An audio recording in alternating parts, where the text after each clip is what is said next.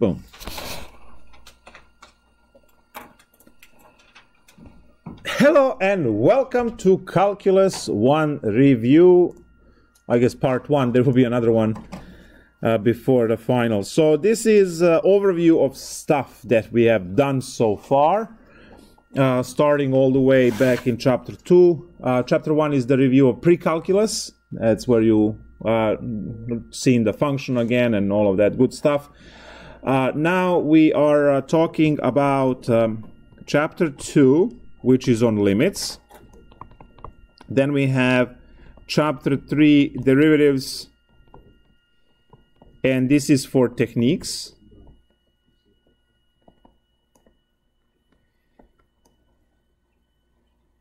Oops, there's an H there. And chapter 4, again derivatives, which is application. That's where the graphing and those derivative tests and L'Hopital rule, everything is in there.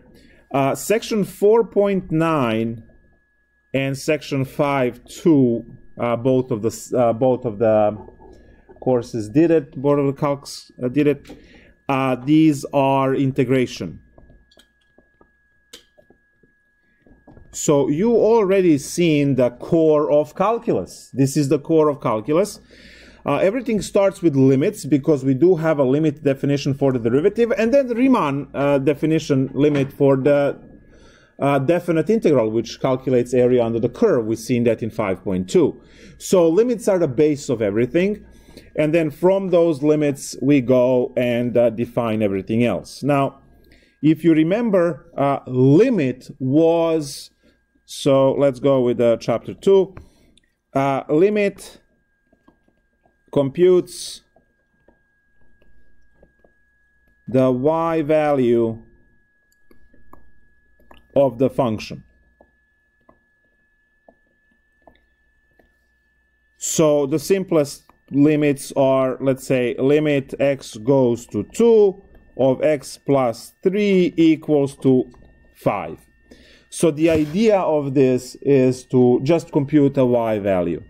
Now, limit computes differently from the way that function computes.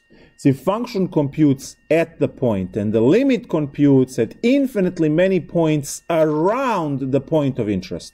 Our point of interest here was 2. So the limit computed everywhere before 2 and after 2, never computed at 2. And then the limit hinted that, right, all of those answers hinted that the answer should be 5, and it is 5. So if you are to graph this and understand it on a graph, you would draw the 45-degree line going to 3, and then you would look at what's happening at value 2.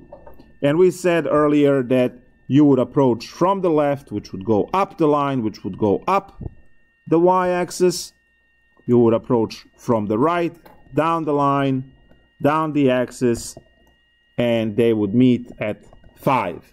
I call this Romeo and Juliet approach, right? Because one is approaching from the left, the other one is approaching from the right, and then they meet. And that's happening at, as you can see, the answer is 5, which is the y value. Now, pre-calculus would say simply f of 2 is equal to 2 plus 3 equals 5. So, for the limit, right, we can also use algebra. We'll see that in the next one. We can use graph, and then we can also use the table of values, right? So these are all the x values, these are all the y values. And then we pick values so that we are approaching 2 from the left. 1.9, 1.99, 1.999. So as you can see, these values are creeping up to 2. Now, you can pick more values if you want. Now, you plug each one of these in the function, and you get 4.9, 4.99, and 4.999. As you can see, this is the trend going towards 5. On the other side, you are 10 cents away, you are 1 cent away, you are 0.1 cent away, there we go. So this would be 5.1, 5.01, and 5.0001. There we go. 5.001. Good. And as you can see, this one is falling down into 5. What we said, if it walks like a duck and it quacks like a duck, it's a duck, which is 5. So the answer would be 5. This one helps us understand the requirement that, and I'll write this in blood over here, that the limit from the left equal limit from the right gives limit to be that value. Otherwise, limit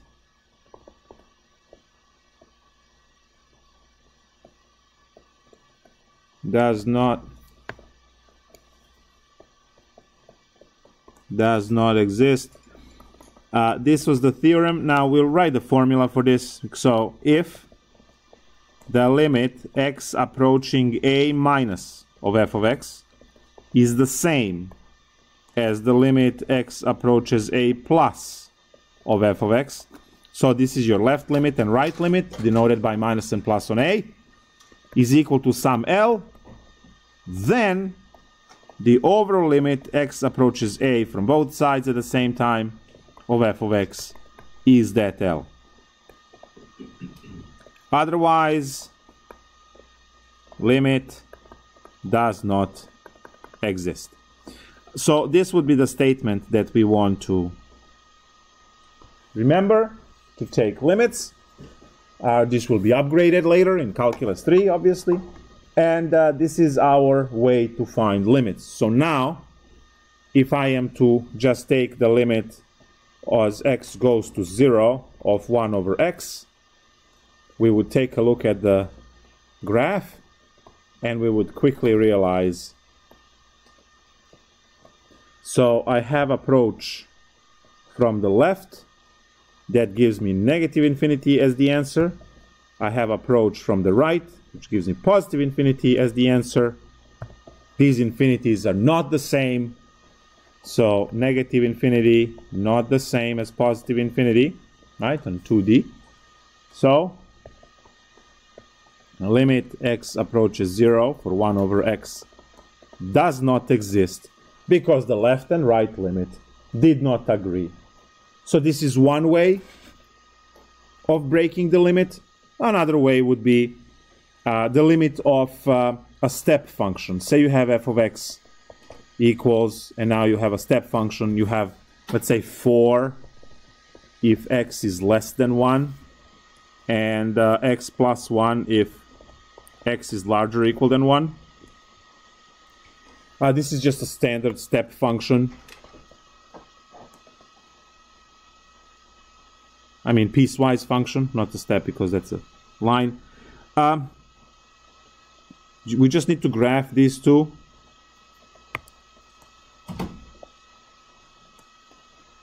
So I have all the way up to 1, 2, 3, 4, and then open circle at 1. So this is my line for the left-hand side, and for the right-hand side it has to emerge at plus 1, but we have to skip, go 45 degrees up, going forever. So if you take a look at this one, it's discontinuous, right, at 1, and it's discontinuous because limit doesn't exist at 1, right? If we take a look at the limit, x approaches 1 from the left, which is minus, right, of f of x, the limit is 4. And if you take a look at the limit x approaches 1 plus, which is from the right, you will get 2. 4 is not the same as 2, therefore limit x goes to 1 from both sides at the same time does not exist, which ties into not continuous, which is in the same chapter. So whenever you have a discontinuous function, is the domain going to look all piecemeal like that? In this case, not necessarily the case. Not necessarily, because this domain over here is perfectly fine. All the points exist, so negative infinity to positive infinity for the domain. Range, in this case, will start at 2 and go up to positive infinity. So we cannot, as you can see, we can't tell anything by domain and range. On the other one, we can, right? Because over here, domain would be negative infinity to 0, union 0 to infinity, because the vertical asymptote is breaking that one. So there is no point. Instead of 1 over x squared, where the two technically approach each other, but since there's an asymptote, It's still domain is broken, it's discontinuous, but you do have the limit. okay, so the limit does exist in that case. The limit does exist, it's just positive infinity, right? Which is our next two concepts, which I'm about to write. So now we are from getting away from these basic cases into the cases where we have to consider algebra to help us solve problems, and then we have those infinite limits and limits at infinity, which are there for asymptotes. So the last three concepts.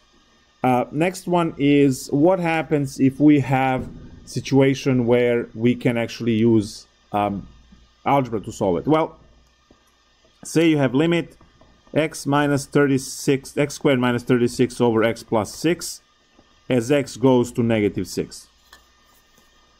Now we know from chapter 4 that we can solve this using L'Hopital's rule, right? This is 0 over 0. Just take simple derivatives, you're done. But in chapter 2 we learned that we can factor. If we can factor and cancel, great. And in this case that works. So we have x minus 6, x plus 6 divided by x plus 6. They cancel. So the answer is negative 12. And let's do the chapter 4 immediately. By L'Hopital's rule, because we have 0 over 0, we can take independent derivatives. If I take the derivative on top, I get 2x. If I take the derivative on the bottom, I just get 1. And when you plug in, you immediately get negative 12. Yes? On the test, are you going to want things done a certain way? Or are you going to be, like, for the final, are you going to be like, I want you to use limit stuff here, and I want you to use L'Hopital's rule here? Or no, you just use whatever it works. You know, okay. that's the deal. See, the trick, that's questions that can be done with L'Hopital rule are only possible by L'Hopital rule. Okay. Now this one is possible to do two different ways, so it will completely depend on you what you want to use, right? Okay. But when you see some of those, you know, when you see 1 raised to infinity, you have to use L'Hopital's rule. There is nothing else you can do. And the same goes obviously for the logarithmic differentiation. Yep. Mm-hmm. The last part on the limits is to realize that the vertical asymptote was the limit x goes to a finite value c of f of x to give us some plus or minus infinity. So that was definition for vertical asymptote. And we already did the example of y equals 1 over x. When you take a look at, you know, let's say limit x approaches 0. See, that's the finite point c of 1 over x. And you say from the left, you get negative infinity, right? So that would be the vertical asymptote at, so that would scream vertical asymptote at x equals 0. So that was the definition for the vertical asymptotes. And this might come in handy in chapter 4 when you have to graph the function by hand and you need the vertical asymptotes there as well. Horizontal asymptote definition was you set the x to go to positive and negative infinity, and you are looking for finite L. A good example, y equals e to the minus x, for instance. That will be a decay function. And as you can see, when you say limit x goes to positive infinity of e to the negative x equals to 0, which says horizontal asymptote at y equals to 0.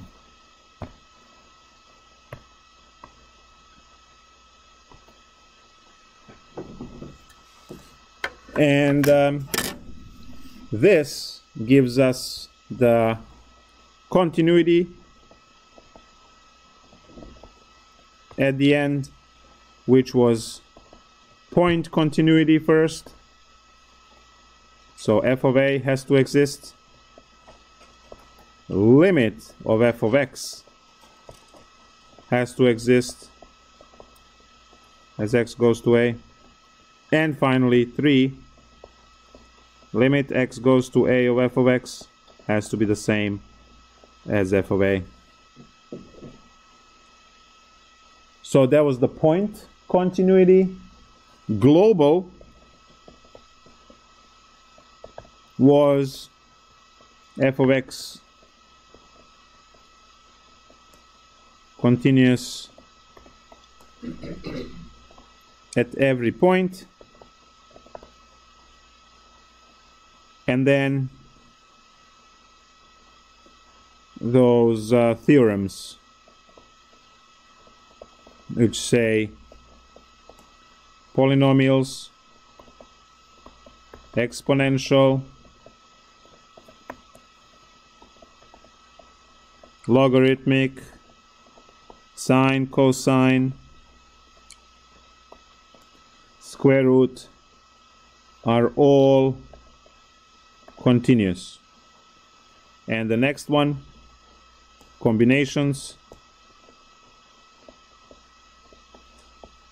and compositions of continuous functions are continuous.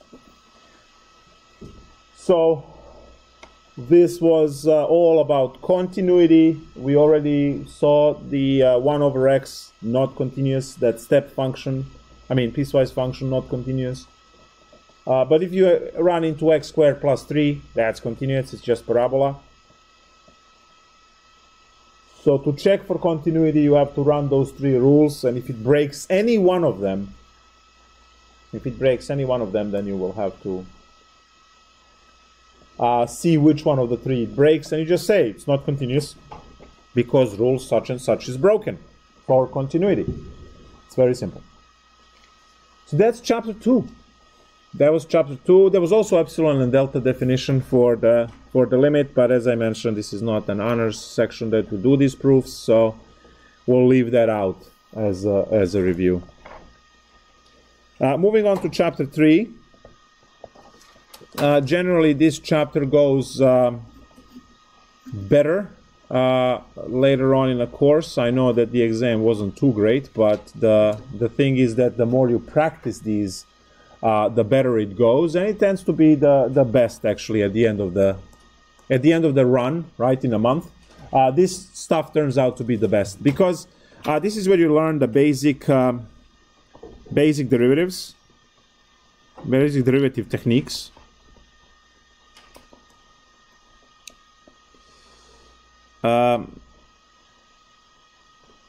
So what are the basic derivative techniques? Like the derivative of a constant is 0, and the derivative of ln x is 1 over x, and stuff like that. The derivative of sine is cosine. So you learn all of the basic ones. You also learn the product rule, very good. So product rule, which was the derivative of uv, was uv prime plus vu prime. So copy the first derivative of the second plus copy the second derivative of the first. Quotient rule, which was the derivative of u divided by v. That was vu prime minus uv prime divided by v squared. Please observe that it's completely opposite between these two. right? You go uv prime, and for the quotient rule, you go vu prime.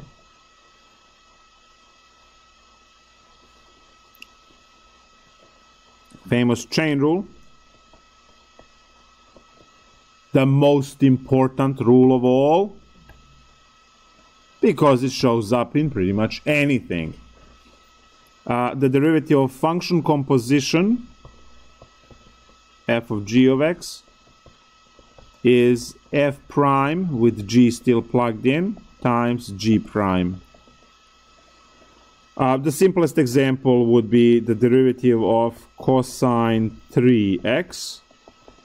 Derivative of cosine is negative sine, so you would have negative sine 3x and then times 3 in a chain, because that 3 is the derivative of the inside. That's your g prime, because this thing is your g of x.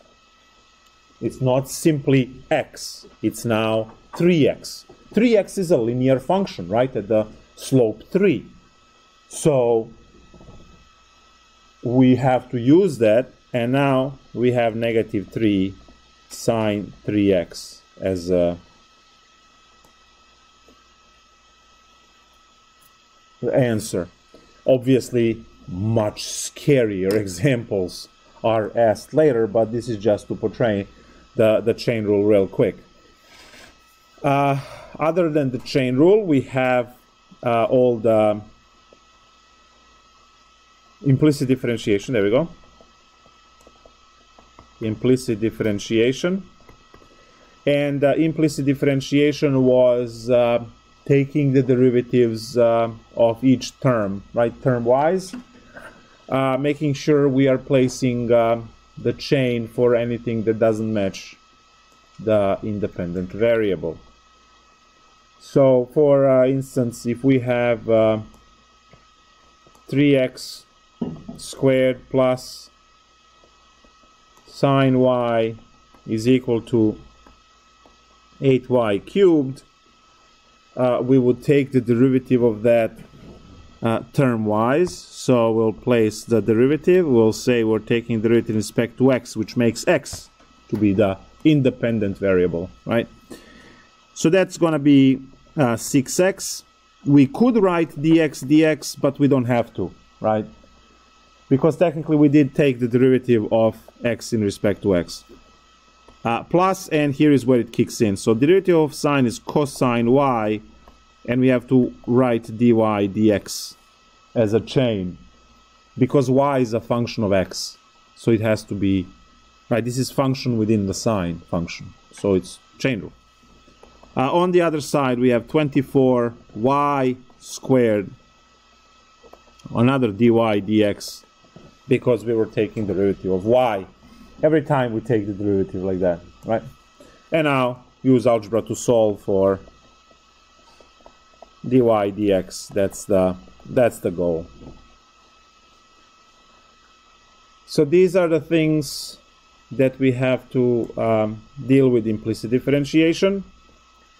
And finally, we have logarithmic differentiation, which is the one that can replace everything else that we did in logarithmic differentiation, that we did prior to logarithmic differentiation, because it's a very powerful way to take very complicated derivatives just by looking at the problem.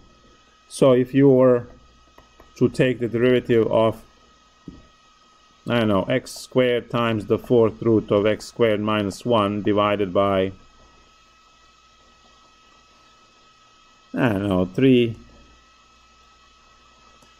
times x squared plus 2 to the 8th power, doesn't matter. You just get to write out the answer, because logarithmic differentiation is that powerful. You copy the problem as is. That's how the solution starts.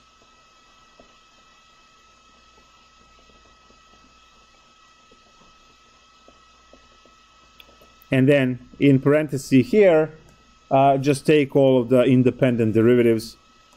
So the x squared, so you would put 2 in front and then take the derivative, plus 1/4, put the function down as is, and its derivative on top. And now minus, because it's in denominator. We have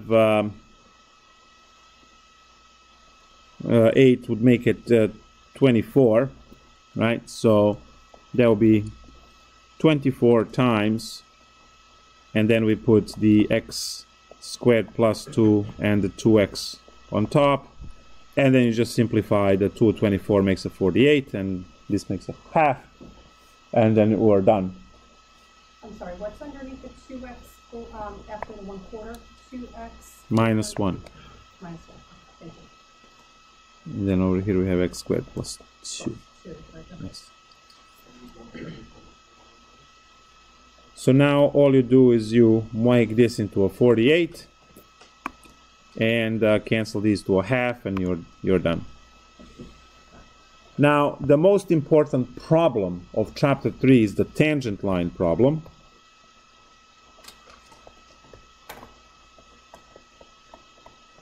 This one is featured on exams 2, 3, and the final exam. Tangent line becomes a tangent plane problem in Calculus 3. So this is something that is extremely important in calculus, because the slope of the tangent line measures instantaneous change at the point.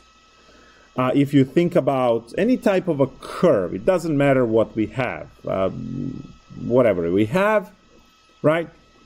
You want to know how fast the curve is changing right there. Is it changing? Of course it's changing, because if you, well, depending what the motion is, let's say this is the motion for the curve, you would see an increase, and there will be a tangent line there whose slope m would measure that change. Slope m measures the change. Now this line is called the tangent line, and we always look for tangent line because it contains the slope that measures instantaneous change.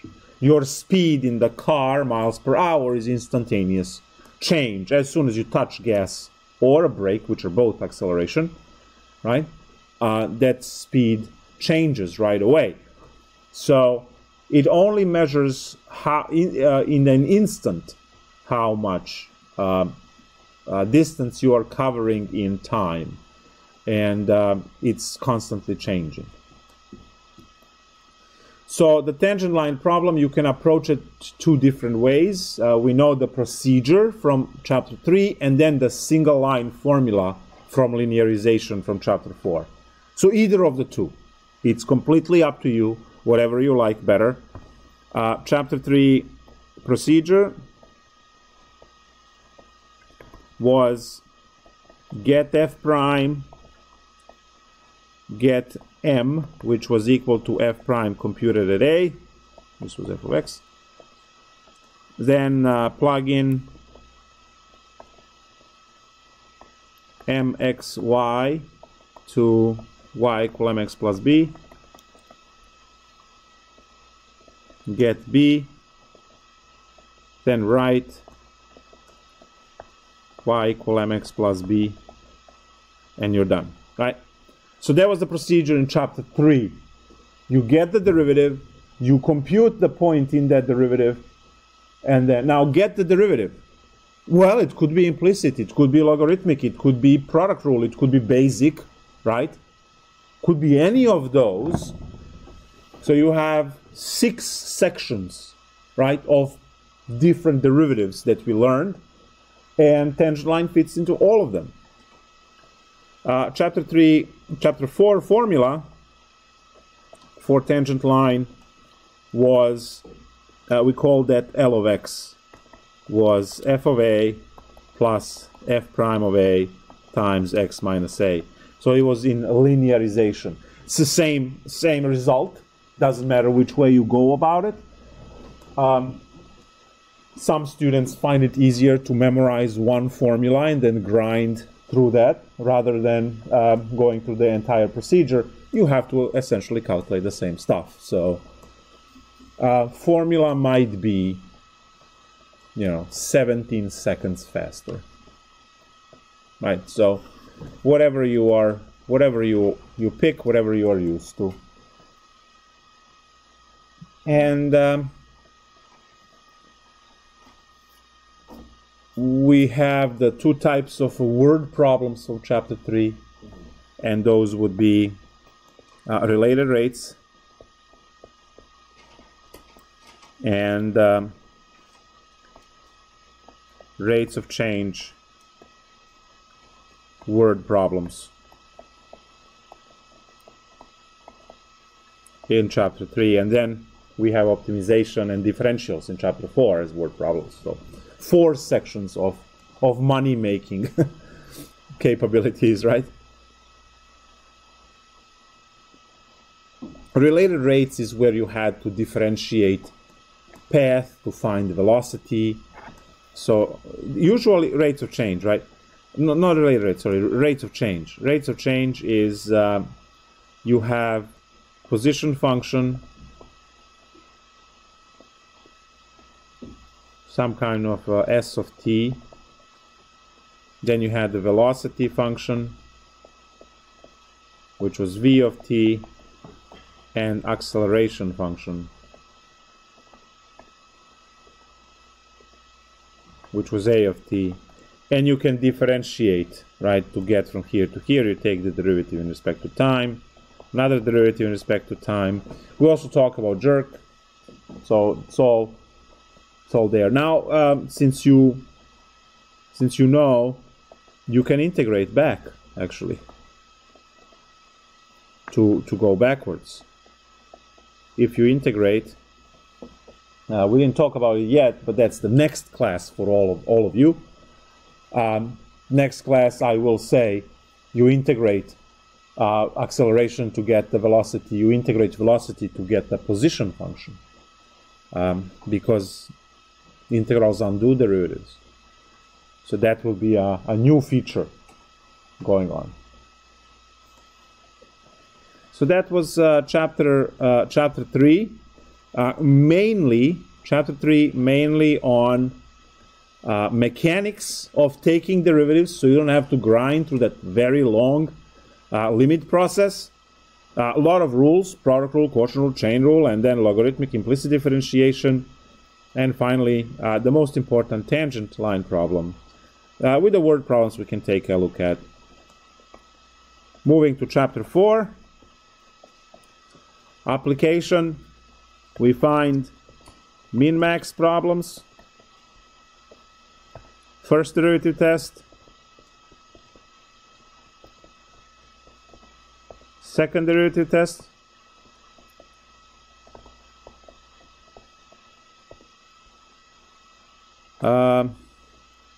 Graphing by hand, right? And then we had the word problems. I'll put those at the end. What else do we have? We had graphing, we had linearization.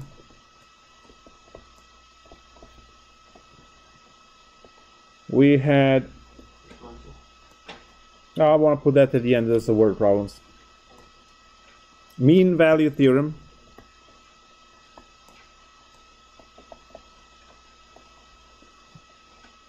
Newton's way to find the roots, find antiderivatives. Okay. So, and then finally we have optimization.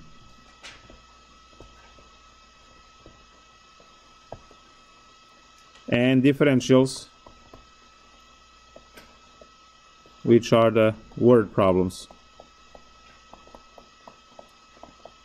Again, very valuable. This is also your review for chapter 4 exam, right there on this list. So a single problem to find minimum or maximum of a function. Classify them as the absolute or local, right? Because There's difference between the two. Problem on the first derivative test, where you take the first derivative and you come up with all of the partitions, you pick the test points, you plug each test point in the first derivative and decide whether the function is increasing or decreasing. So first derivative test gives us increase, decrease, and also gives us min-max as a byproduct. Second derivative test is you go to the second derivative of the function, set it equal to 0, find inflection points, do partitioning. So it's the mirror of the first derivative test. Same. Gives us concavity, which is if the curve wraps up or down, depending on what it holds the water or spills the water, right?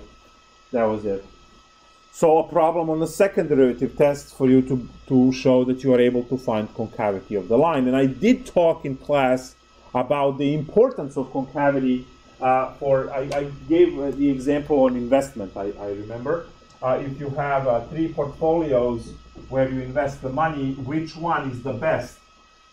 Even though they all look good, they all start at the same value, and over time, which is on your x-axis is time, which portfolio do you want to plug your money in? Because in one was linear, had 0 concavity, so that's flat all the time. But then you had the concave down, and then you had the concave up. And you want to invest in concave up because that's the one that doesn't flatten over time. It's the one that keeps growing over time to make more money. Money is on the y-axis, right? So concave down would kind of flat out. And as the time goes, you're still making money. It's growing, but it's growing slowly, where the concave up is going to grow much faster. That's the difference between the e to the x and the ln graphs, right? ln is slow. E to the x, we say exponential growth. You want to invest on exponential. You don't want to invest on logarithmic, right? Because they're both increasing. So the need for the second derivative test is there to show that there are better cases of growth. So not each growth is the same, right? You have, I don't know, if let's say being tall is extremely important quality, which is not just if you go to the 30 burger place across the street, you will see that being tall is not a good quality there because you hit your head right as you're going in. I have no idea how many times I dent that place. But let's say it's the good quality because you can get something from a shelf once a year, You have to put the crisp together or something, that's usually high. It comes in handy, but the stool can help as well. Anyway, you would have, 2 kids growing, right? One is going to grow faster than the other. Yeah, second derivative test, right? There you go.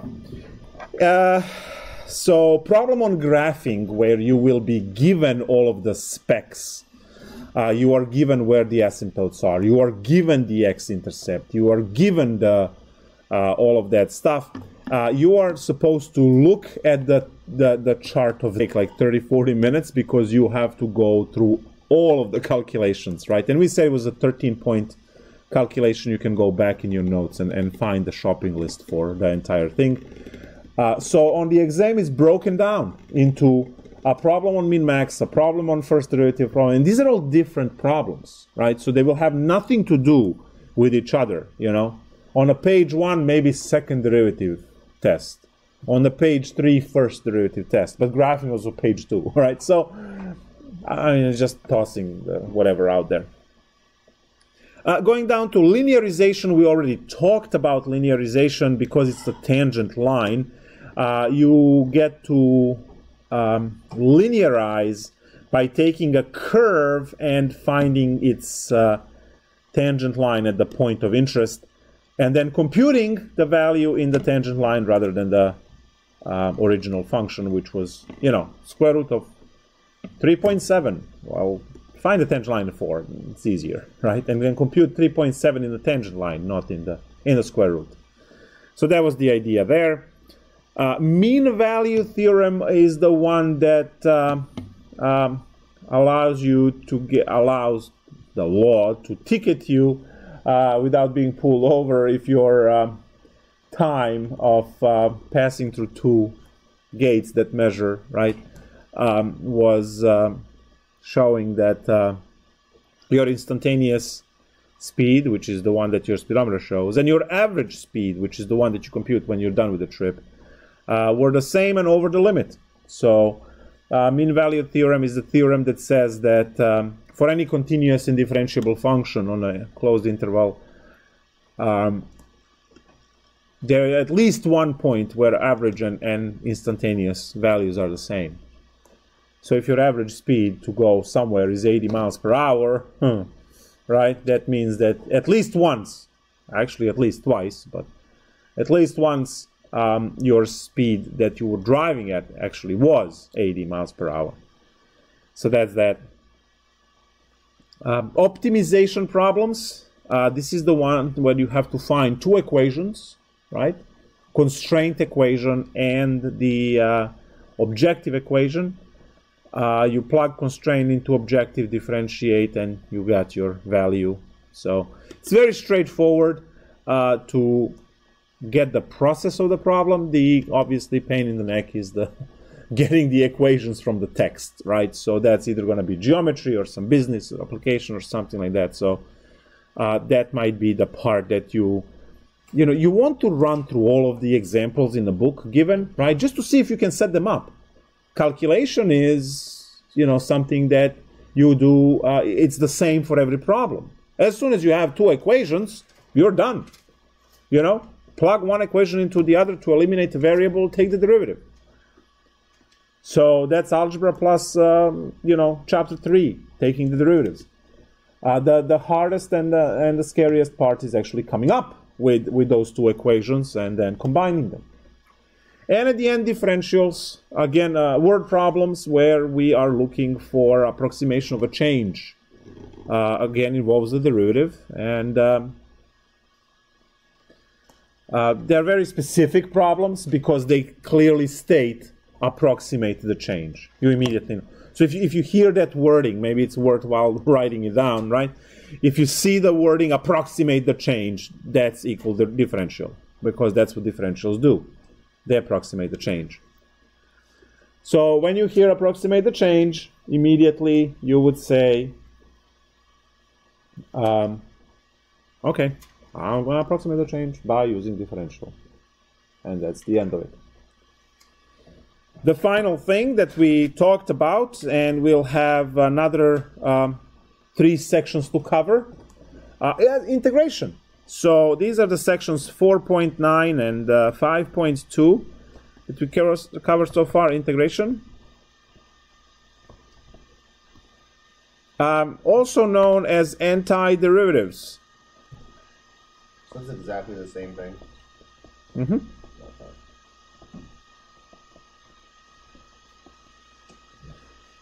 So if I say that the derivative of 6x squared is 12x, then I say that, leave some space in between, that the integral of 12x dx is 6x squared plus c. So you are used to having this one labeled as f of x, right? And you are used to this one be called in f of x. So now this one will be called capital F of x, and that is the antiderivative. So we have to be a little bit careful because that's actually this guy. Which used to be lowercase f of x. So you have to be a little bit careful with that stuff. But in the end, we know that you start with whatever the answer was, and you want to figure out what was the function that generated that answer, right? So that's what the antiderivatives do. Another good example of this would be that derivative of cosine x is negative sine x, and the integral of sine x dx is negative cosine x plus c. So, see this minus sign, it's always somewhere. I'm perfectly fine with the idea of having the negative on the left for negative cosine and losing it on the other side. It's fine, right? Because the intermediate step that I'm skipping then would be negative, negative sine x, and then negative and negative make it positive, right? So it doesn't matter on which side the negative ends up. If you are, marrying that negative sign to a cosine x, right? Well, you can. So now antiderivatives are exactly what the name suggests. They're supposed to undo the derivative. And then we have the rules and stuff. And then your Calc 2, chapters 6 and 7, would be exclusively integration. Right?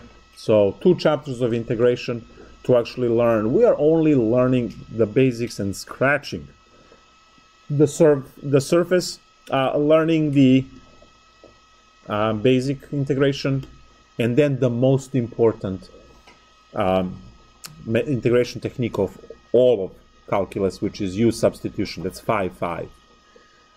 Generally, I always say to students, if you don't learn 5-5, do not bother signing up for Calc 2. There's literally no reason, because you will not be able to do anything in that class without knowing 5-5, backwards, forward, whatever. Someone shakes you out of bed at 4:30 in the morning and puts down, 5-5 problem. You should be able to do it like this. Then go back to bed. Right? That's the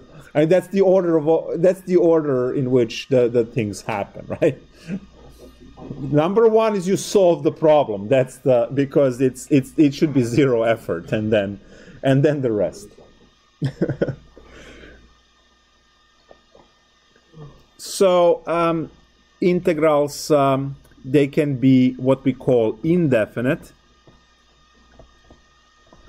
which is the 4.9, and they all have here in blood plus c. So indefinite integrals have no limits on integral sign.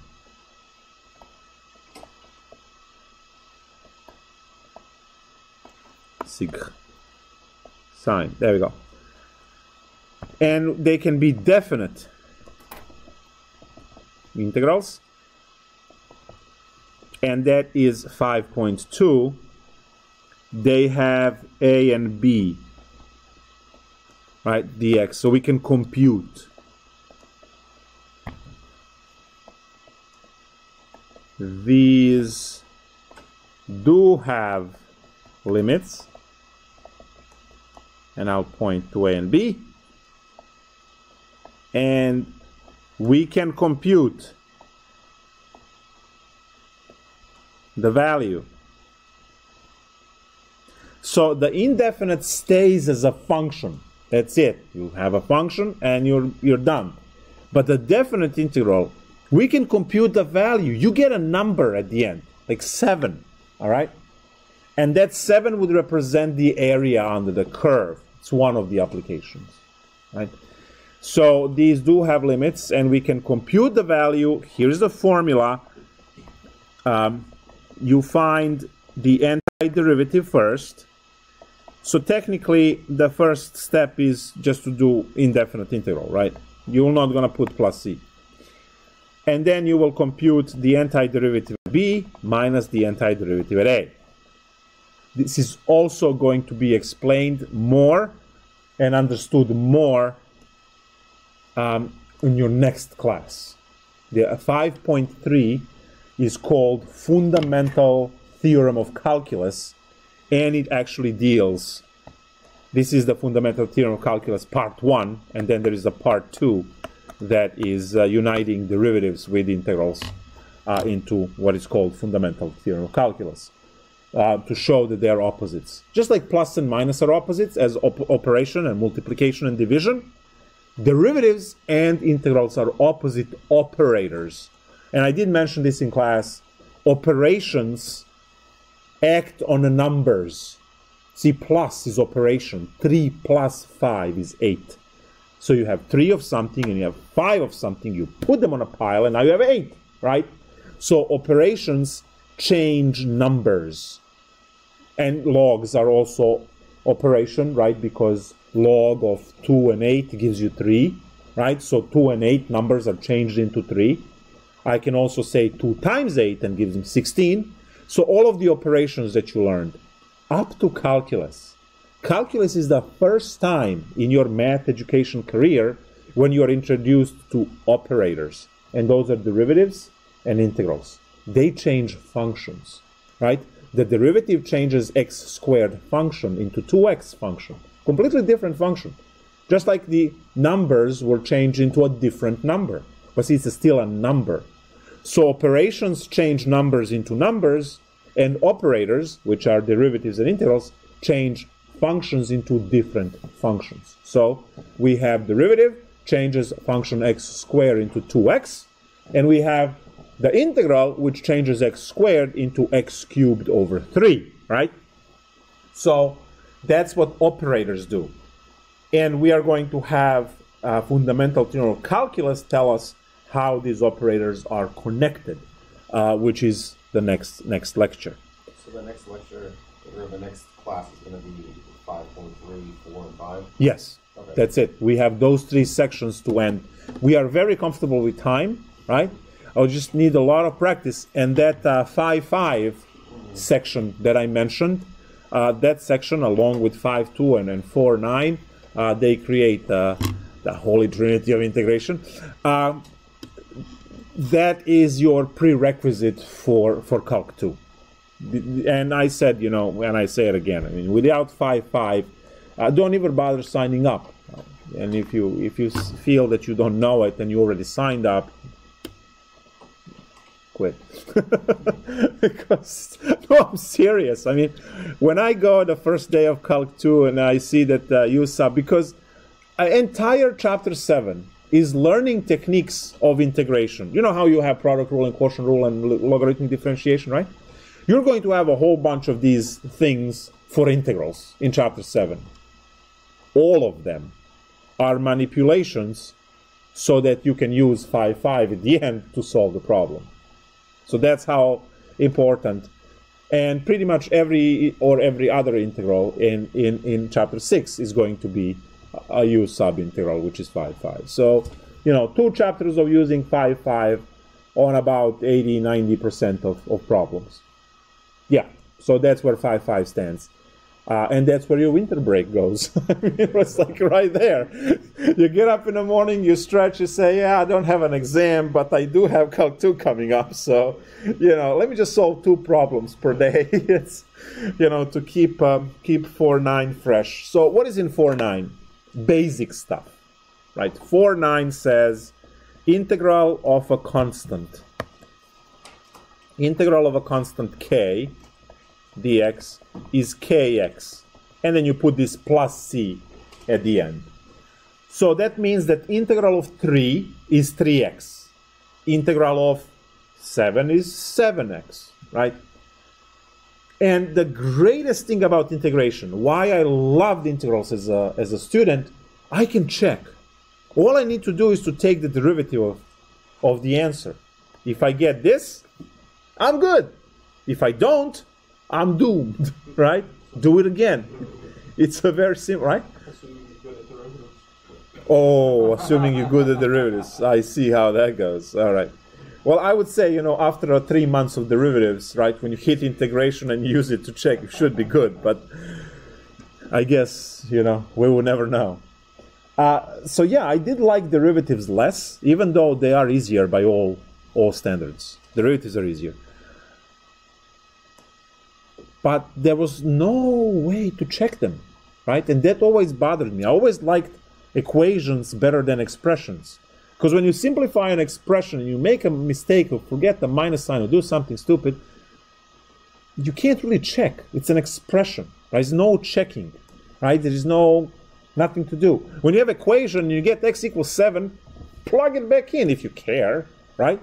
So the same thing I say to my students once we deal with integration. If you care, just take the derivative on the side, Make sure that what you have is good. What's the derivative of kx? It's k because derivative of x is 1. Plus derivative of constant is 0. K plus 0 is k. Okay, I have k. Good to go. Right? It literally takes 2 seconds, assuming you're good with derivatives, right? And that answer is good in US, and it's good in Europe, and it's good in China, it's good everywhere, right? There's no one who can tell you different, right? Just like when you solve x plus 3 equals 5, x equals to 2, you don't need me to check that. Plug 2 right there. Oh, 2 plus 3 is 5. Good, move on. Right? This is the same idea that you would be doing with derivatives to check your integrals. Another basic thing from this one is x to the n dx. So this one takes care of a lot of things. And that's x to the n plus 1 over n plus 1 plus c. That one is taking care of cube roots and 7th root. But he also takes care of x to the 5 and stuff like that. So that one takes care of a lot of problems for us, and we're very happy to have it. E to the ax dx. Now, if you remember, the a goes as a denominator. Used to go in front for derivatives, now goes in denominator, which is great. And now if you were to take the derivative of this, you know that the a from the exponent would jump in front, right? Would jump right there, and then they would cancel. So we know it's good. So that's the, this is good for e to the 3x. Derivative of integral of e to the 3x is e to the 3x over 3. So we're good there. All the trig ones.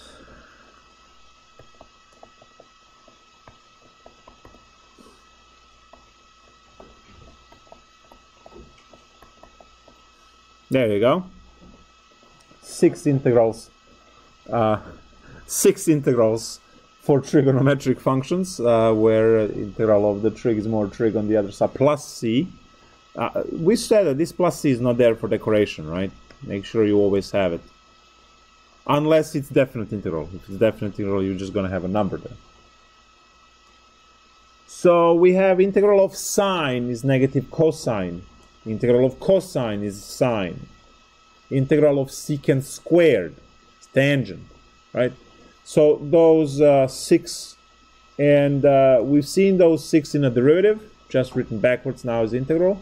They're listed in the lecture of antiderivatives.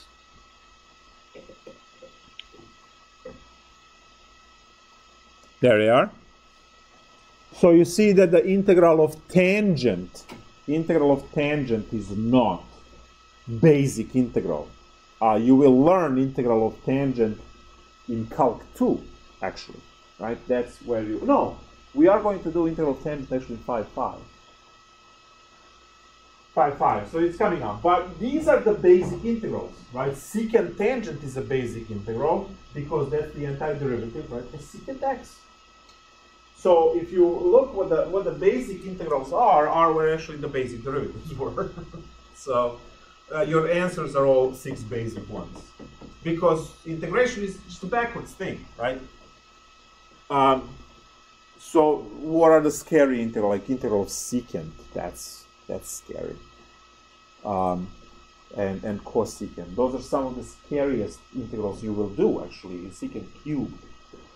Those are the scariest integrals all the way for 7.3 in Calc 2. So we don't do any of those right now. Like square root of tangent x. Yes, the run. Exactly. So, I will disappoint you to some point, but Calculus is going to make a joke out of that. But you have to wait for chapter 9. Chapter 9. I said joke out of it, not even entertain, run scenario. Yeah, I know. There is a reason why it's called Power Series.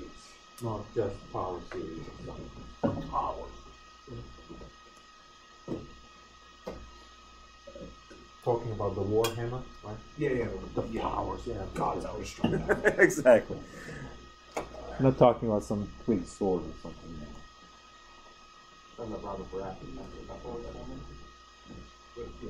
Yeah, it's kind of no. I'm talking about Monsters. Yeah. No, Days of Warhammer. There we go. Much better. Getting there. So that's it.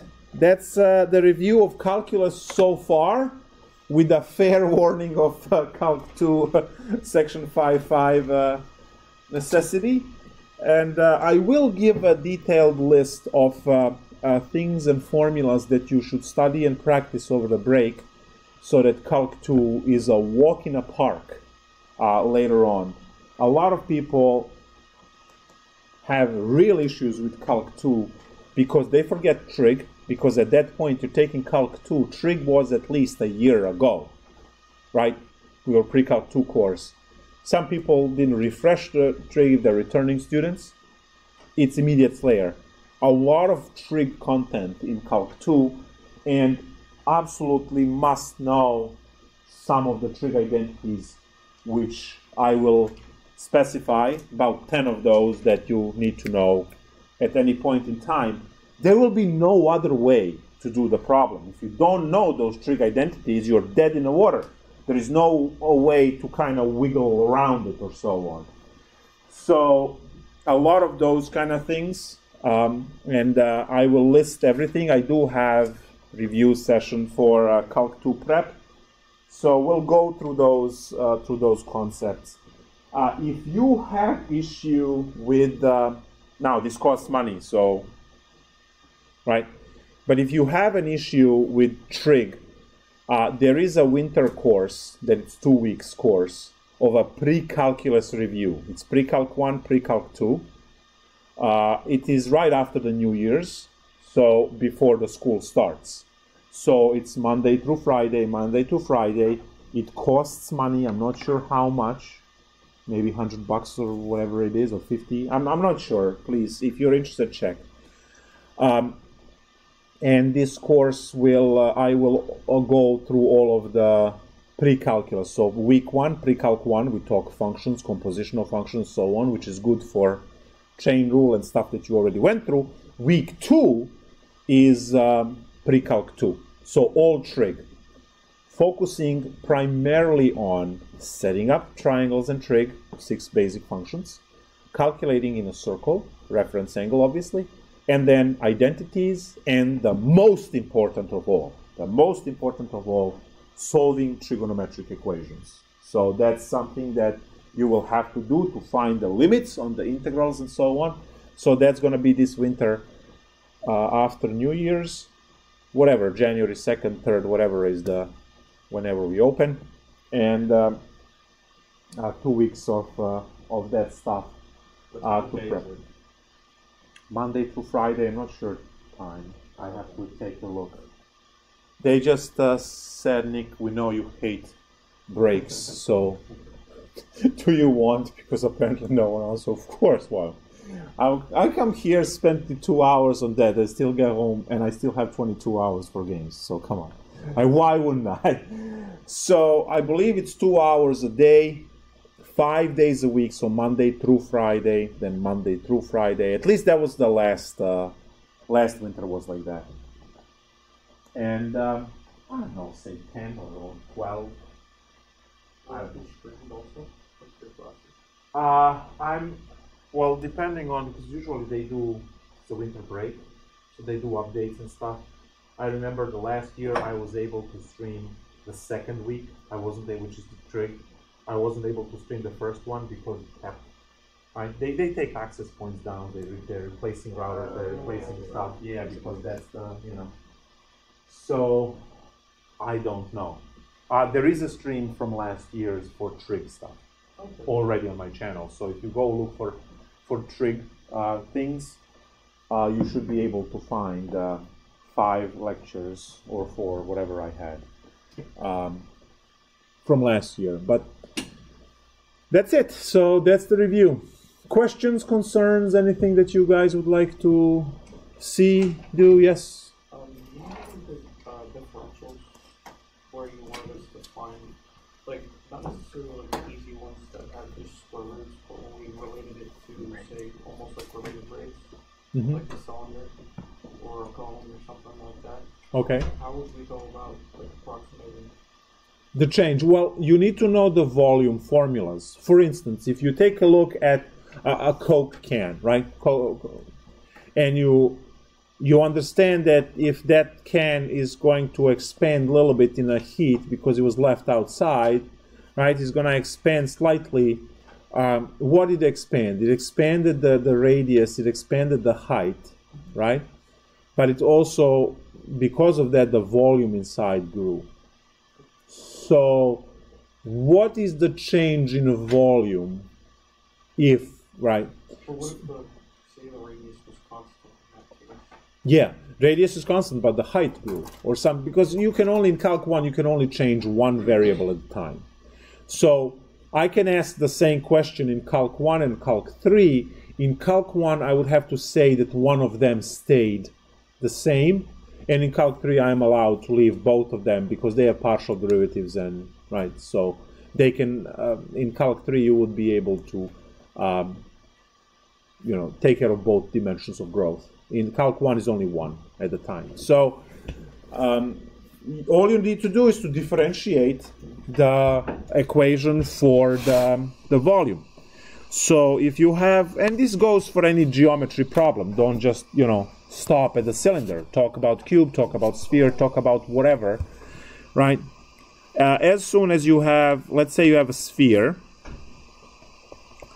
with the volume V equals 4/3 pi r cubed, right? And you say that radius grew from r being 2 to 2.05 inches or whatever, right? And then it says approximate change in volume. As soon as you see approximate change, you know that wording means differential. That wording is differential. So you immediately find the derivative, and it's in respect to radius. Because if I say approximate, that's a differential. If I say what is the change of, then it's related rates. Okay. Because related rates change in time. You would do that in terms of R in this case, because R is expanding, so if you're talking about cylinders, you would be H Yes. with respect to H. Okay, that makes more sense. So now, when I take this derivative, I have my dV/dr is equal to 3 goes down, cancels it, so 4 pi r squared. And we know that we get the differential when we take this and ship it to the other side. So the change in volume is 4 pi r squared dr. Now dr is delta r, is the same, and delta r is r2 minus r1, the change in r. So I'm just going to box this and say change in r. Change in r. And that is given to us. So delta r is 2.05 minus 2, which is 0.05. That's always the new minus the old. So now I have dv is 4 pi 2 squared 0.05. There we go. dv is equal to 4 times this, that's 0.2 pi times 4, which is 0.8 pi, which is about 2.5, right? Because pi is about 3.14 times 8, so that's 24 something, so about 2.5 inches cubed, because I had inches up there. So this is the change. So if this ball with a radius of 2 inch, right, 2 inch radius, you have a ball radius 2 inch, so it's a 4 inch ball. What's the, anyone knows the baseball or the softball or whatever? Measurements? Whatever. So think of that size, right? Because how much is 4 inches, right? It's not going to be, no, 4 inches in diameter if 2 is radius. So you have a softball or something, right? If it expands on a radius 0.05, right, and that would be expanding everywhere, right, because radius, the volume approximately grows by about 2.5 cubic inches. Now, how much is 2.5 cubic inches? Well, 1 cubic inch is an inch by inch by inch cube, right? So 2.5 of those, right, little cubes. Think of the ice cube, right? That is inch by inch by inch. That's a 1 cubic inch of space. So 2.5 of those. So if the radius grows by 0.05, and radius grows everywhere, right? Radially, we say. If it grows everywhere a little bit, that extra layer on the ball would be able, you will be able to pack into that much. Make sense? So, yeah, that's that part. Anything else that you are interested in? Can you go over from exam 2? Okay. The equation of the tangent line Ooh, shiny. Let's find the tangent line. of the graph x cubed plus y cubed equals 2xy at the point 1, 1. Tangent line at the point 1, 1 for this. Ooh, so this is the implicit differentiation, right? So we are going to take the implicit derivative in respect to x.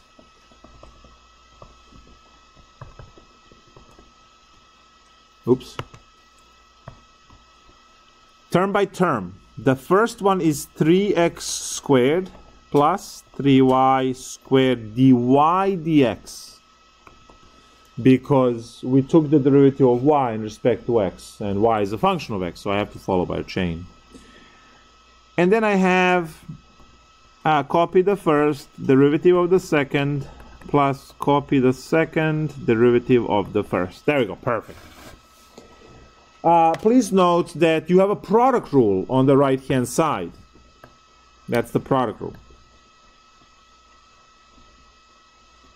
So we had copy the first derivative of the second, copy the second derivative of the first. Now, I did say this in class. Do not solve this for dy dx. You are invoking unnecessary algebra. You already have 1, 1. Plug everything in and then just do calculations rather than shoveling algebra around. Every x is replaced by 1. Every y is replaced by 1. And every dy dx is replaced by m, which is the slope we're looking for. So this becomes 3 times 1 squared plus 3 times 1 squared m is equal to 2 times 1 m plus 1 times 2. We're looking for tangent line. No one cares about the derivative, so plug everything in. This becomes 3 plus 3m equals 2m plus 2. M equals -1, right? You move 2m to the left, move 3 to the right, done. So now I have also point 1, 1. Y equal mx plus b. Plug everything in. 1 equals -1 times 1 plus b. B equals to 2. y equals, oh, I remember it. I was about to say, but I wasn't sure, that it's negative x plus 2. I wasn't sure. There we go.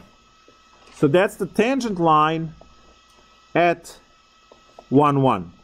If you change 1, 1, obviously all of this changes because you will be plugging in different values in there, and the m would be different, and then everything else would be different with it. So this is the tangent line for that particular point. So implicit differentiation, tangent line problem.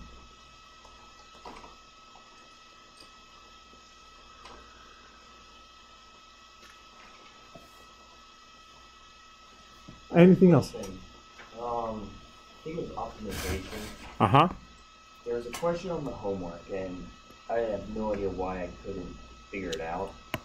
But it was something like you had a string that was, I don't know, 50 centimeters, and you had to cut it and make a circle and a square with, I believe, the maximum area, and then it was like solve. And I was just like, Nice. I don't know. It's driving me nuts. This is amazing. I love it. Thank you. It was super gross. Let's figure it out. So we have a piece of string. Please take a piece of wire or a rope or something, right, or yarn. And it is, it says 50 centimeters. 50 centimeters is a half a meter, which is a quarter of my height. You're talking about foot and a half. That's how much you have. Or 50 centimeters, about foot and a half, because 1 meter is roughly 3 feet. So, so you have this amount of rope or wire or yarn or whatever, and you want to cut it so that the two pieces you cut, right? This is the first piece and this is the second piece. This one you want to bend into a circle. This one you want to bend into a square so that they have the max area each, right? Well, the rope is going to go as the circumference of the circle, which is 2 pi r. But we want the maximum area, which is pi r squared. Now, on the other end, the rope or yarn or wire, whatever you're using, is going on a perimeter, which is 4x. Right? These are all x values here. But you want the maximum area, which is x squared. So I want the circumference plus the perimeter to be 50. From where I have my first equation, 2 pi r plus 4x to be 50 centimeters. And I want the area to be maximum, from where I have that the pi r squared plus x squared needs to be max. And this is my constraint.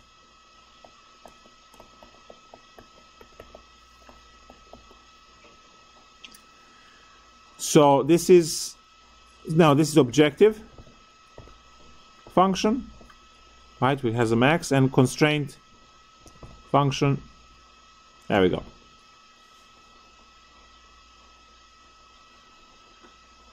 So what do? Well, I solve for one of the variables in a top equation, either r or x, and plug into the bottom equation to eliminate that variable. Now, no matter which way you do this, it's going to be ugly, right? So you just pick one. It doesn't matter which one. Which one? R. So solve for r. All right. So to solve for r, I will start at 2 pi r is equal to 50 minus 4x, and I will divide both sides by 2 pi,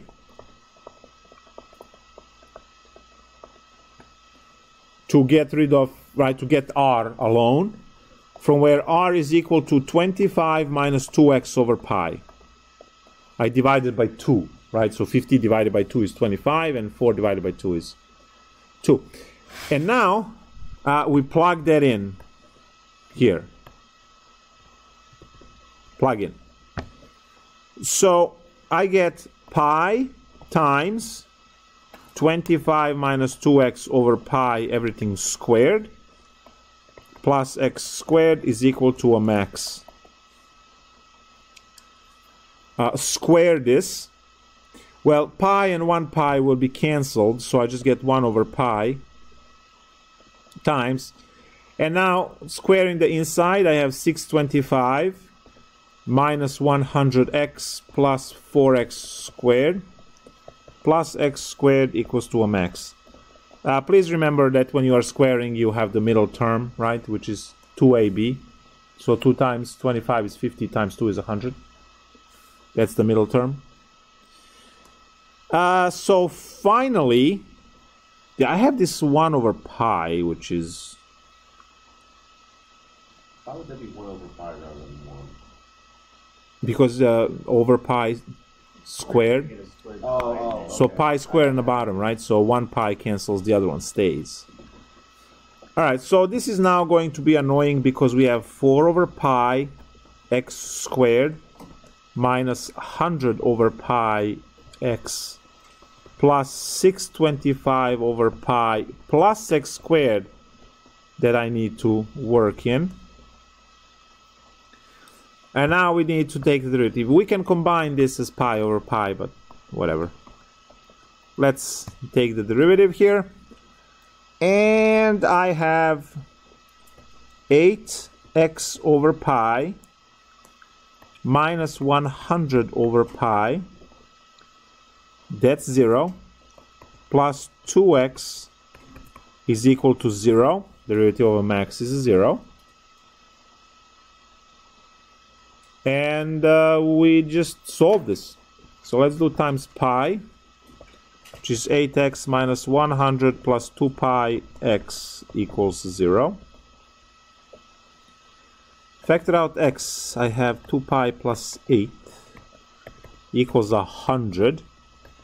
X equals 100 divided by 2 pi plus 8. And since this is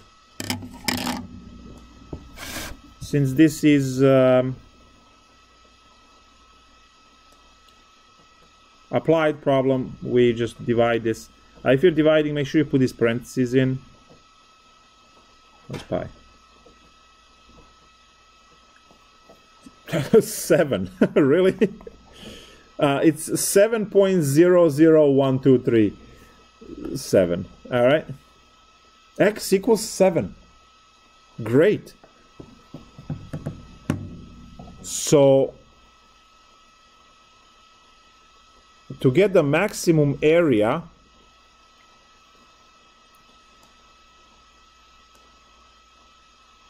we would use, so the square would have a 7, 7, 7, 7, right? So that's 28 out of 50.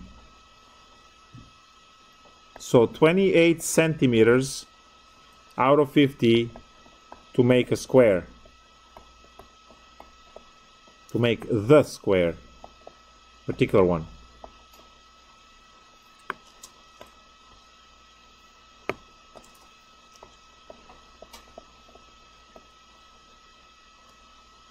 Now we do have a formula for r earlier. 25 minus 2x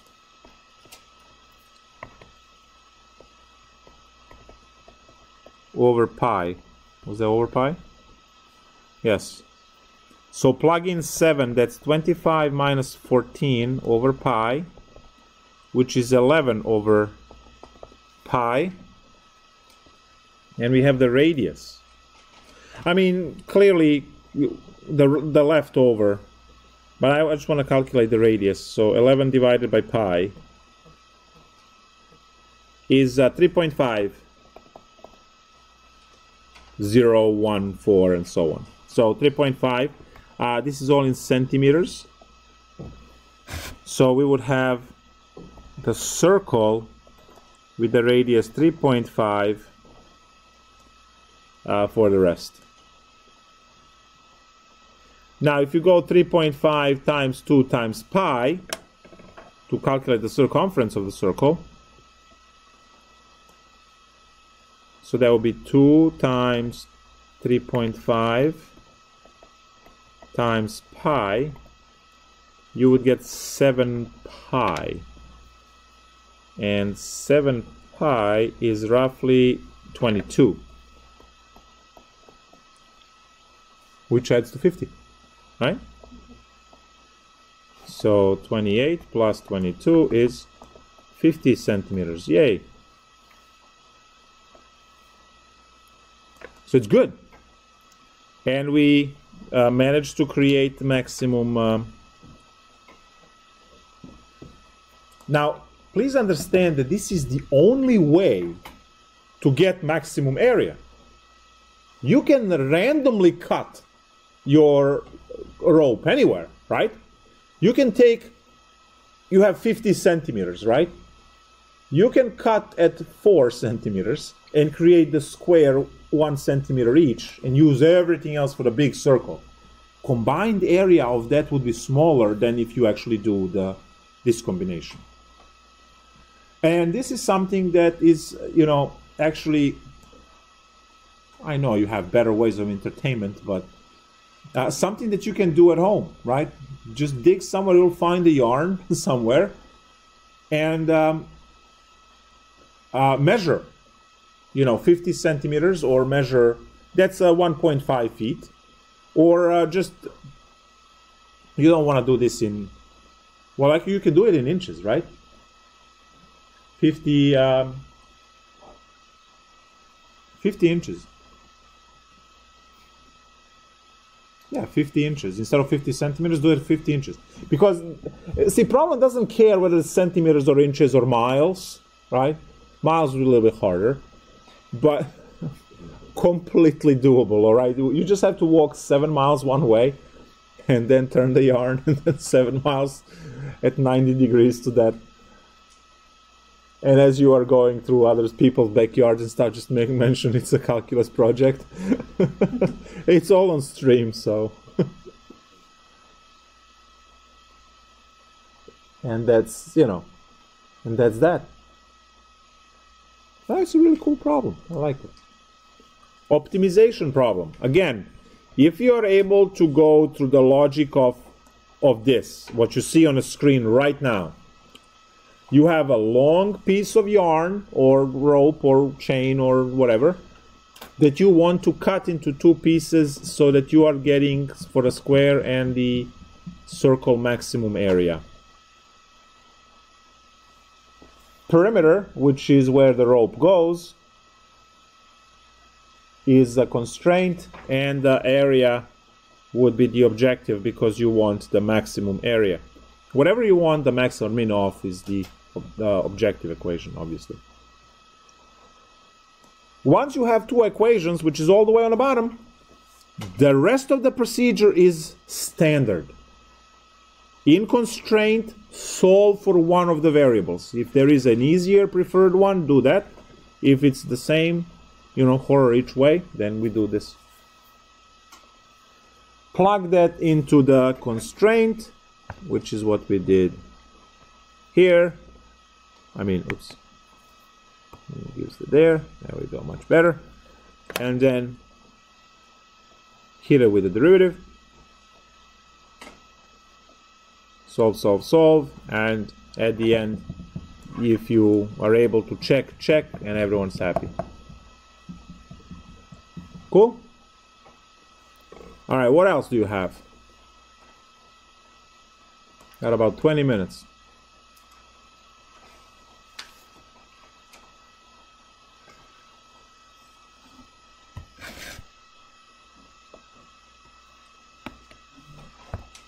You do a linearization problem? Which one? A fun one. Doesn't happen. We can find. I did mention the square root of 3.7. right? So what's the closest value that is nice to find the square root of? 4. So from there we know, so we want to linearize. No, compute. Compute using linearization. So you immediately recognize that f of x is square root of x because you are looking for square root of 3.7. And you are going to say that your point A is 4 because that's the nicest, closest nice number, right, perfect square, to take the root of. So now, linearization formula,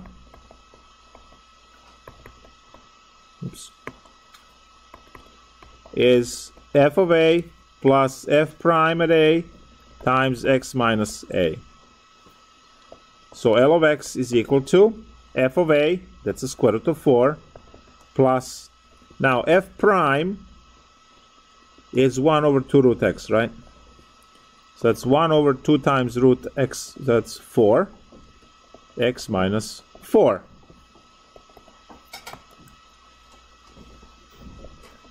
So L of x is 2 plus 1/4 x minus 4. And now 2 plus 1/4 x minus 1, which is 1/4 x plus 1.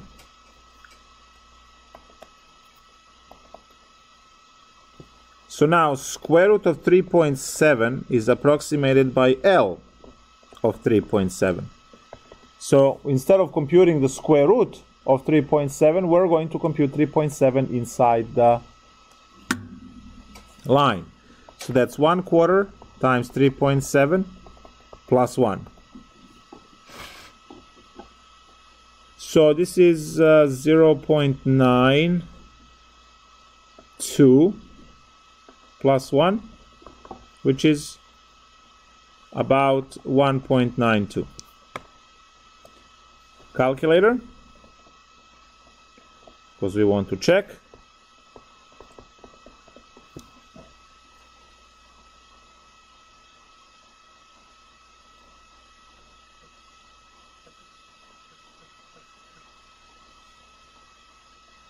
$1.923538406, and we got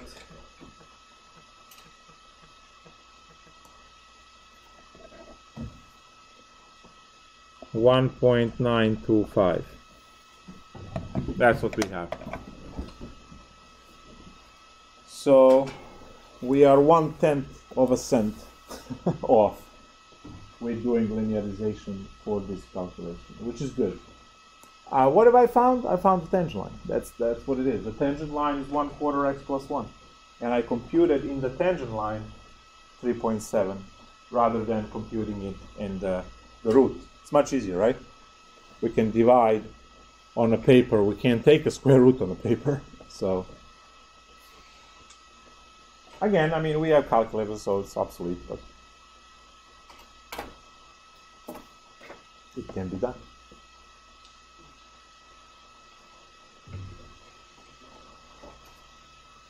Smart there.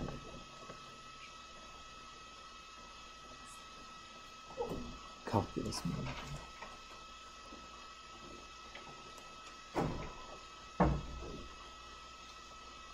Y'all missed this.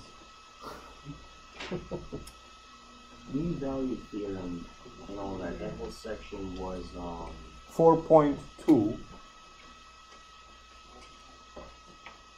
yeah.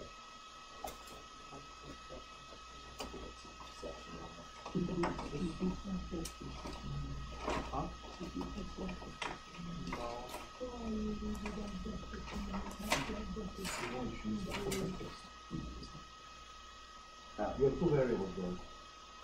One's constant. Oh, constant, yeah.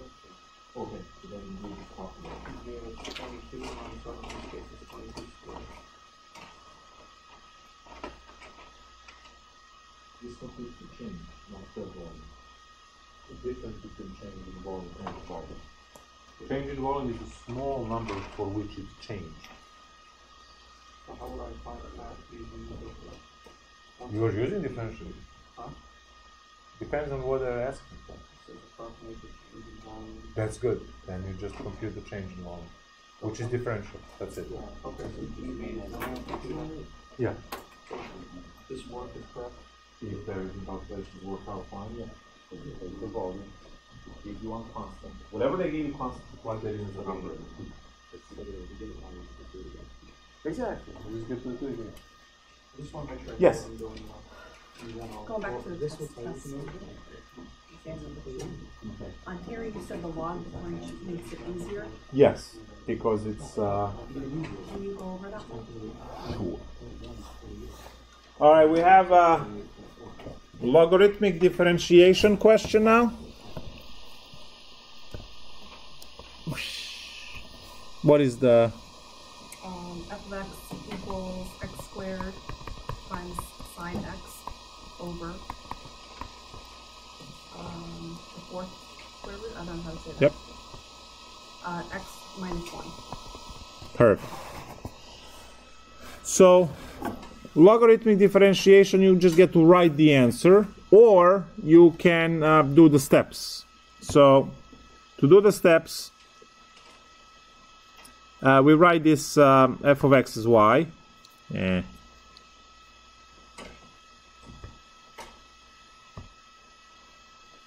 So y equals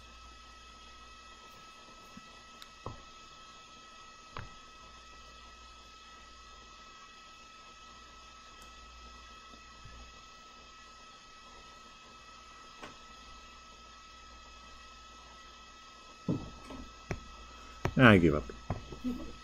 Well, the sine x is in parentheses and the x minus 1 is in parentheses. Does that make a difference? Nah. Okay. All right, there we go. So we take ln to both sides. So now ln y is equal to, and now ln will break all of these apart. We have 2 ln x because the exponent jumps in front, plus because it's on top, ln sine x minus 1/4 ln x minus 1. 1/4 because that's the exponent, right? The fourth root is the exponent of 1/4. And now when you have all of it separated like that, we can hit this with the derivative, leaving us 1 over y dy dx on the left is equal to 2 over x plus derivative of sine is cosine, so we have cosine x over sine x minus 1/4 1 over x minus 1. This 1 over y will go to the other side, so dy dx is equal to y times 2 over x plus cosine over sine is cotangent x minus 1 over 4 times x minus 1. And all I need to do is to write what y is. And that was x squared sine x divided by the fourth root of x minus 1 times 2 over x plus cotangent x minus 1 over 4x minus 1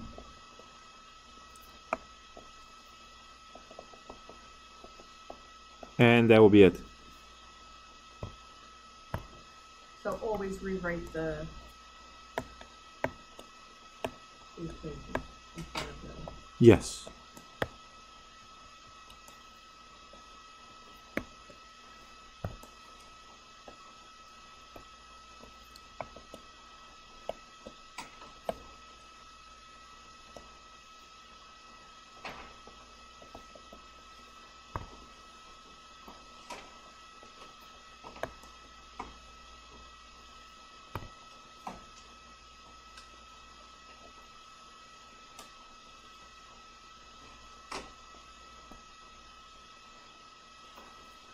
Perfect.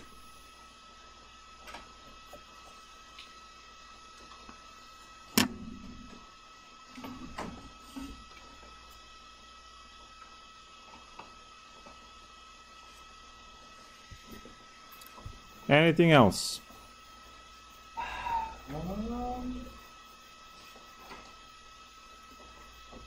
Mike, do you work?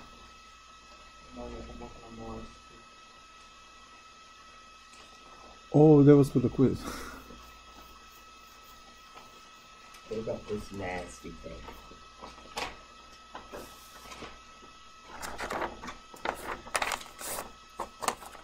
Nice. I think this was it 4? No, this was whatever section that was. Chapter 4 exam is on the 8th. No, we have one more. Yeah, oh yeah. Look good. What about? But the only thing is that It's a triangle, right? Yeah. So you have what would? Are we doing the cosine? Like you got to do all. He's going to do. We turn them out. We're gonna do our exam, So, and then we're gonna have our final review. In 3 hours, so Exam, times final. 29 times 21, that gives you the then distances it's for the just- triangle, and then you Oh, have they the. just okay. Yeah. So the 8th will be the exam, and then our review for the final. Yeah. We'll finish everything next Saturday. Have a review for the test. Yeah, we have. It's 5 hours, so we're good. Unless there's snow, then we're doomed. That works. What is the procedure for that? Because that's certainly a possibility, right? There is no procedure, so that's why you don't want it. Okay. You just So don't we're want not, it. like come in a different day to like take any. If you Like, wish. For final, like if it snows that day, whatever. The only thing that I can do is I can schedule something for you guys if you're willing. Only if you're willing. I can't, because the education doesn't have things like that. Oh, When so I- then you can where just I come email us from- our exam, and then we can work on it at home. When I went to You when like I that went one, right? No, trust me, you don't want to. I gave exam 1. 2 people solved like 3 problems, and that was it. At home? Yeah. Oh no, that would be a blessing because then I have all my notes. Yeah. The problem is they don't work for the take-home exams. Well, Anything else? Plug away. Plug away. All right. The little time we all have.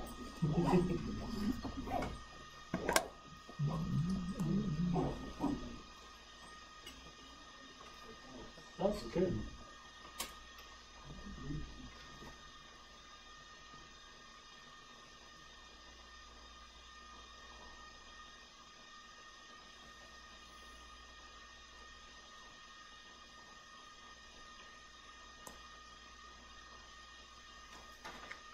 you want to do another one?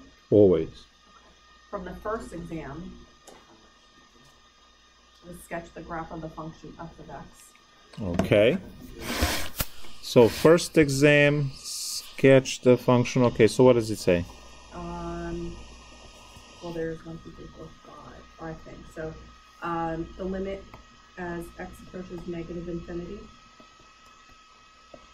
f of x equals plus f of x equals 1. Limit of x as it x approaches 2 from the right, f of x equals 3. Limit of x approaches 4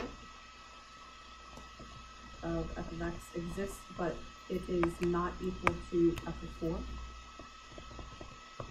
Exists, But not equal to not f of 4. equal to f of 4. Okay. And then limit as x approaches infinity of f of x equals negative infinity.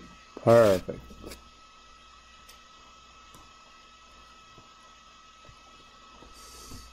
So, I have something interesting happening at 2. So I'll just raise this line for 2 and a line for 4. So what do I have for 2? At 2 I have 1 and 3. 1 and 3. Good.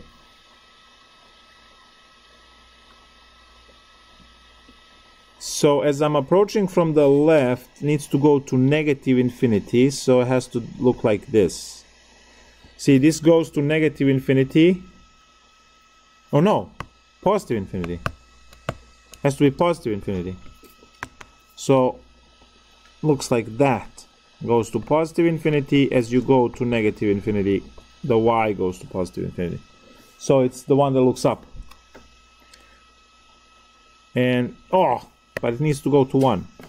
Ah,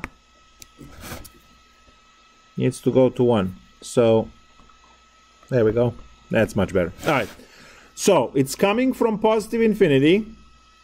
It connects into 1. Then it's going to emerge from 3 and go to negative infinity. But whenever it crosses this one, it has to have open circle, and the other point has to be dislocated anywhere. We don't know where. We just know it's not supposed to be there. So let's see if we have everything. As it goes to positive infinity, to the right, the y should go to negative infinity. That's good. The f of 4 cannot be what it's supposed to be, which is there.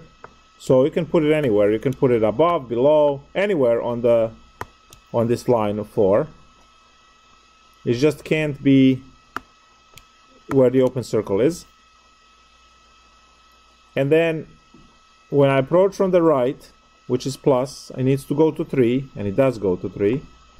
And when I go from the left, it needs to go to 1, which it does, which is great. And I have the going up. Perfect. This is it. You can erase, if you want to, these red lines.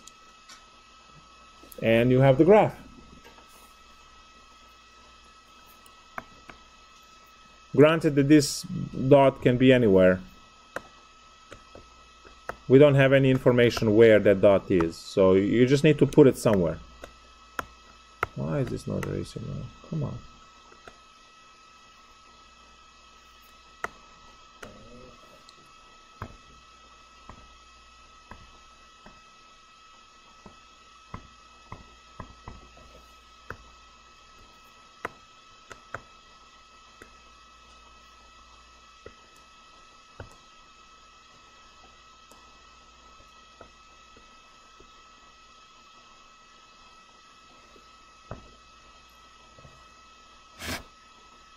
Yeah, I gotta go fix this pen.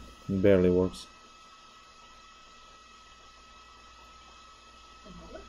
Sure. From the first exam as well. Prove that f of x equals x squared plus x minus 6 over x squared minus 4. Sorry, x squared Plus x minus 6 over x squared minus 4. Has only one vertical asymptote at x equals -2. And does it have any horizontal asymptotes? And then prove your claim by taking the limit. Okay. So here we have a function, and we need to show that there is only one asymptote. Because when we set x squared minus 4 equal to 0, we get x squared equals to 4, we get x equal plus minus 2. This would suggest two asymptotes, x equals 2 and x equals -2, right? Now, we take the limit to prove this, x equals to 2, and then we factor. So that's going to be x plus 3, x minus 2, divided by x plus 2, x minus 2. These guys cancel. And I get 5/4. Now that's different than infinities. So no VA at x equals to 2. Because we didn't get an infinity. We got 5/4. And 5/4 is not what we need. But if you take limit x approaches to 2, let's say minus, and you still have your x plus 3, x minus 2, x plus 2x minus 2. These guys cancel. Now you still have limit x plus 3, x plus 2, and x approaches 2 minus. You see that you're still getting 0 in denominator. No, something is wrong over here. Oh, I'm supposed to put negative 2 over here. We're approaching negative 2. Should be negative 2.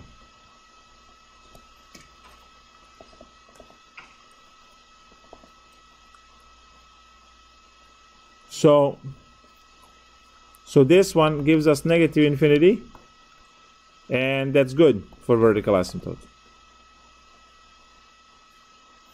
Now for horizontal asymptote, we take our limit of x squared minus x, no, plus x minus 6 divided by x squared minus 4, and we divide everywhere by the highest exponent, which is x squared.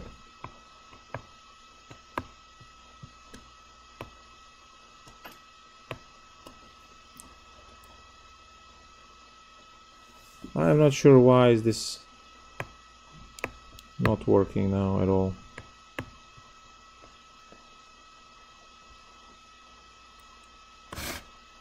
I probably need to restart. Now it gives me red. It looks like there's some kind of lag or something.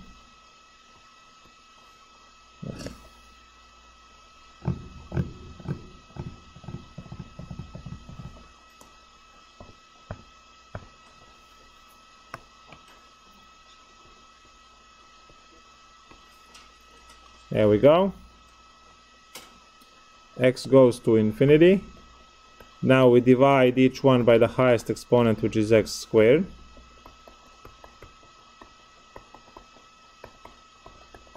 Everywhere. So this was the standard procedure before L'Hopital's rule. Now obviously we'll do L'Hopital's rule. And you get 1. Oops, I forgot the limit. Hey, erased. 1 plus 1 over x minus 6 over x squared divided by 1 minus 4 over x squared. When you put infinities, all of them go to 0 because you are dividing 1 infinitely many times and so on. So we just get that the limit is 1, not limit, it's 1 over 1, no more limit, which is 1. So that means horizontal asymptote at y equals to 1. Yeah, the pen doesn't want to work anymore. I have to go and get a new tip for it. It's very difficult to write. As you can see, it messes up the colors and everything.